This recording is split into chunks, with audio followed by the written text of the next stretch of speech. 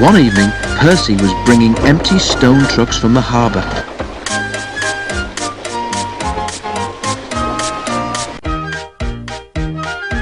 He was tired of his quarrel with Thomas and wanted to be friends again.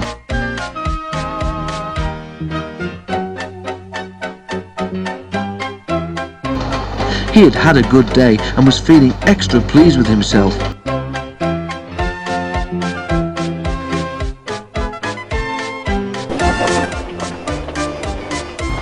He was so busy thinking how he would tell Thomas and Toby about his expert handling of the trucks that he forgot to keep a good lookout. Too late, he saw a broken branch hanging over the line straight in front of him. "Ooh, he groaned. He tried to stop, but his brakes wouldn't hold him. "Ouch!" he exclaimed a moment later. The branch hit his smoke box, broke away and crashed to the ground. Percy was more startled than hurt, but his front was still sore when they reached the shed. "It's your own fault," said Thomas unsympathetically. "You should keep a better lookout. I've no patience with you." "Pooh," retorted Percy huffily. He forgot his good resolution and talked to Toby for the rest of the evening. Percy didn't speak to Thomas the next day either. "I say, Toby," he said in the shed that evening, "what's a drip, do you know?" Toby pondered. "It's when rain comes through a hole in your cab and fireman hasn't got time to mend it," he decided at last. "That's silly," objected Percy. "I heard a boy on the platform call his friend one this afternoon. I'm sure he couldn't have come through a hole in my cab," he added earnestly.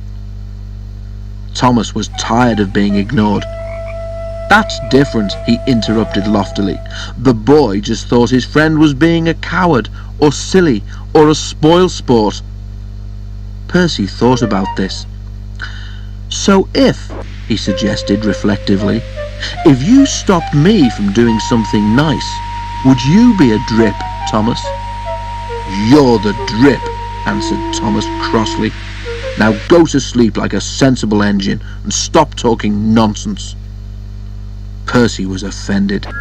Instead of going to sleep, he became even more determined to pay Thomas out.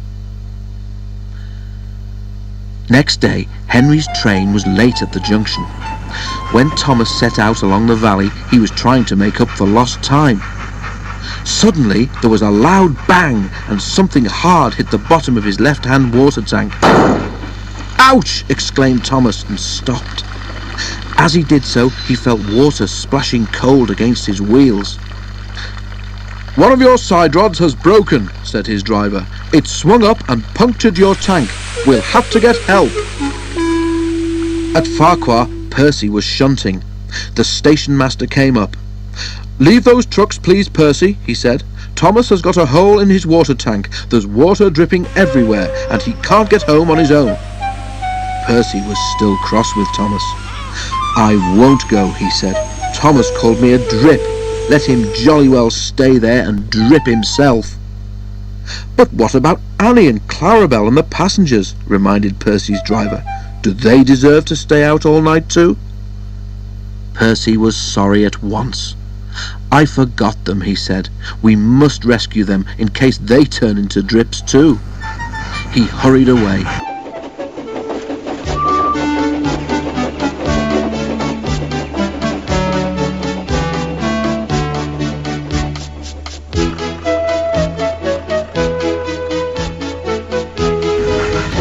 He found Thomas near the river.